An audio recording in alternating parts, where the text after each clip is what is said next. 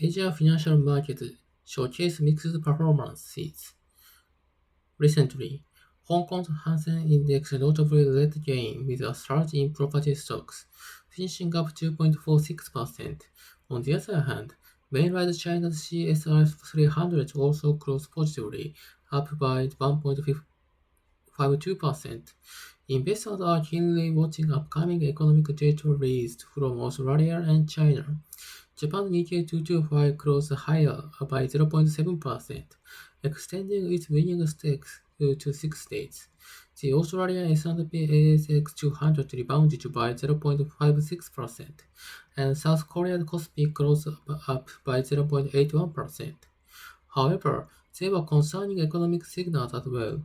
China's casting service PMI for August came in at 51.8, lower than the expected 53.6, suggesting a slowdown in growth. Similarly, Hong Kong shares declined on a different trading day, influenced partly by weaker than expected Chinese service data. Japan's household spending for July decreased by 2.7% month-on-month, contracting with the expected 0.7% increase. In South Korea, the Consumer Price Index (CPI) rose at the fastest month-on-month rate since January 2017, signaling rising inflation pressures. In Australia, the Reserve Bank kept its key interest rate unchanged at 4.1% for the third consecutive month, signaling subdued inflation pressures. Australian Q2 current account was reported at plus 7.7 billion Australian dollar, slightly below the expectations.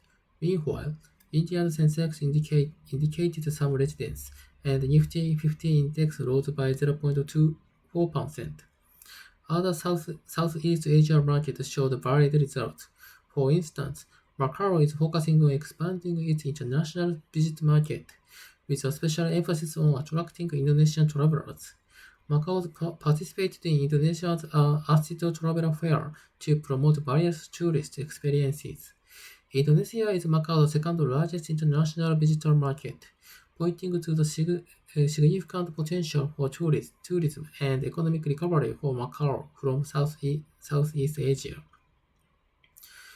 In economic terms, the S&P Global Asia Manufacturing PMI rose slightly to 51.0 in August from 50.0 in July, which includes data from countries like Indonesia, Malaysia, Myanmar, Philippines, Singapore, Thailand, and Vietnam. The numbers signify minor growth in manufacturing sector for the Southeast Asian region. Overall, this movement indicates a complex landscape. Investors are grappling with a mix of positive stock market gains and less encouraging economic indicators.